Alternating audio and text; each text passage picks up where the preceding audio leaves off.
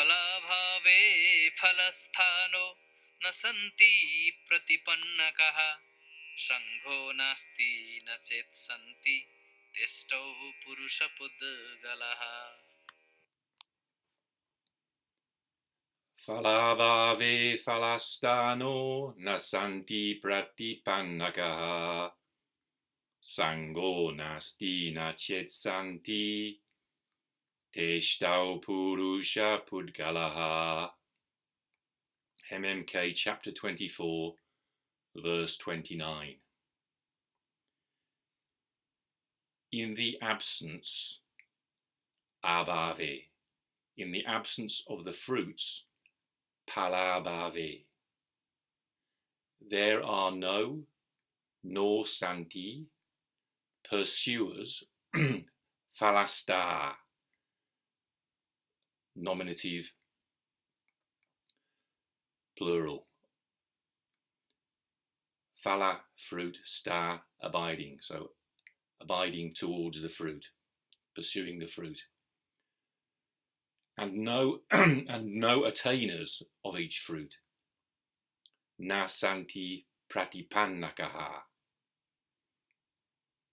There are no santi pratipannakāḥ winners, attainers of the fruit. Without those 8,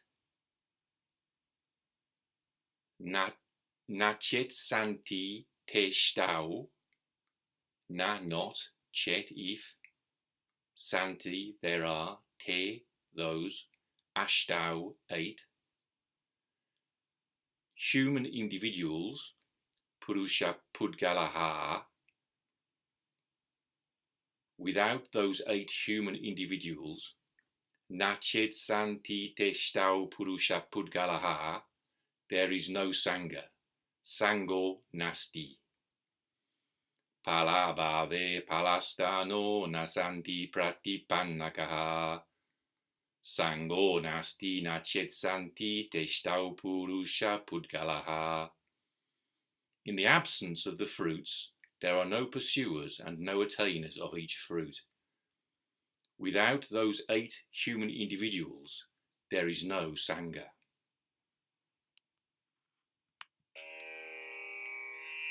abhāvāc cārya-satyānāṃ sad-dharmo na vidyate dharme cāsati saṃghe kathaṃ buddho bhaviṣyati. Abhāvāc cārya-satyānāṃ sad-dharmo na vidyate dharme cāsati saṃghe kathaṃ buddho bhaviṣyati. MMK chapter 24, verse 30. Again, in the absence of the noble truths, true dharma itself is not found. There being no dharma and no saṃgha, how will there be Buddha? Again, cha. In the absence, abhāvāc, ablative of abhāvāc.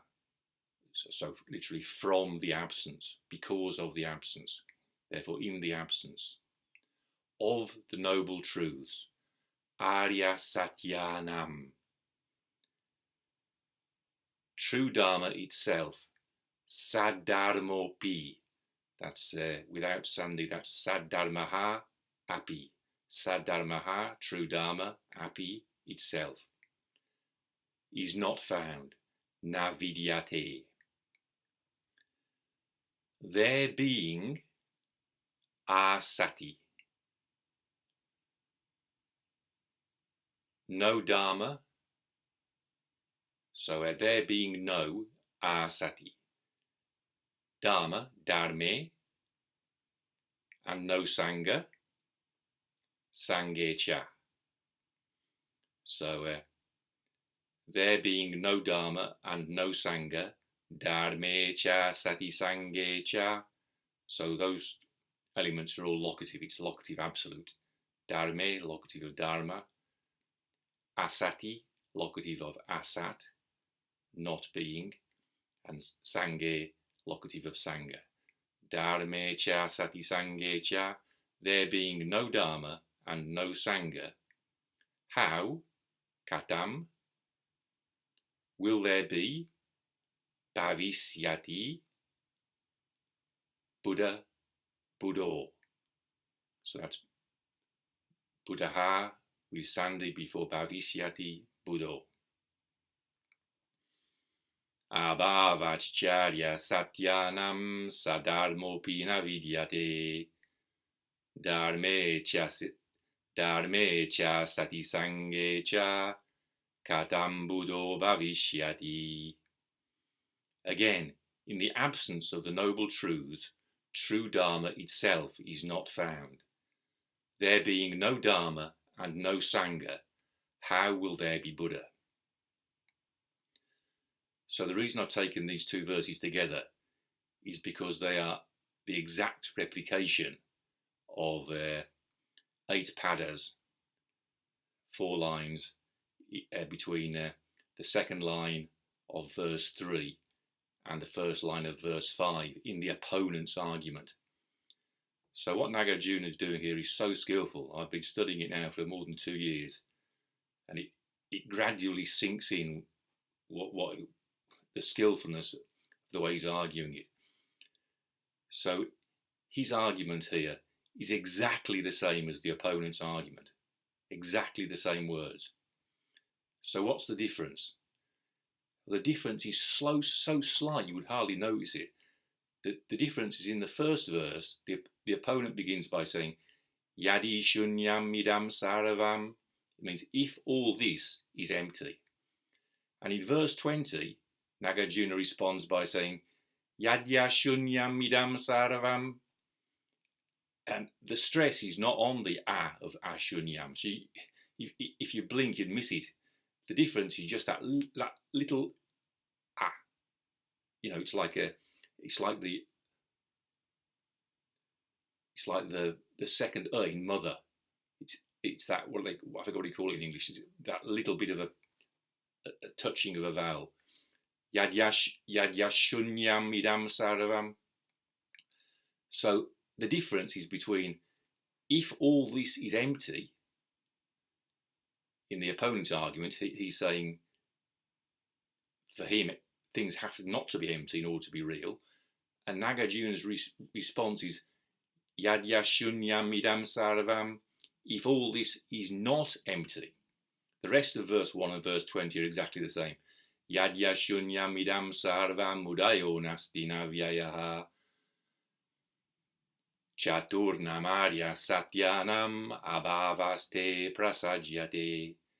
So the opponent's saying, if all this is empty, the non-existence follows of the 4 noble truths, because the 4 noble truths are dealing with real things. And Nagarjuna's response is, if all this is not empty, the non-existence follows of the 4 noble truths, because the 4 noble truths are dealing with empty dharmas, not what you think of as real non-empty things, but empty dharmas. So, you know, I can't help seeing some kind of parallel in this. Let's say right posture. The most important thing in Zen practice is right posture. Or can we say the most important thing in Zen practice is the right direction? Well, it doesn't make much difference, does it? Yeah, it makes a huge difference, because right posture is a false conception. It's a conception that you can be right. That gives you something for the ego to grasp onto. A right direction is an empty. It's a teaching. It's a direction. It's where you want to go. It's not a thing. It's more dynamic. It's more real. And I think I should shut up there, because just every person has to think for himself. what is signified between the difference between the opponent's yadi shunyam idam sarvam, if all this is empty, and Nagarjuna's yadyashunyam idam sarvam, if all this is not empty.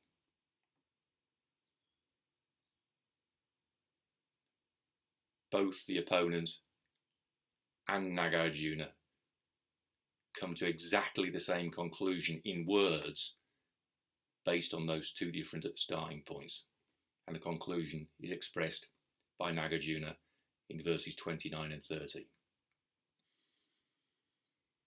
Phala-bhāve phala-sthā santi pratipannakāḥ saṃgho nāsti santi ṣṭau puruṣa-pudgalāḥ. In the absence of the fruits, there are no pursuers and no attainers of each fruit.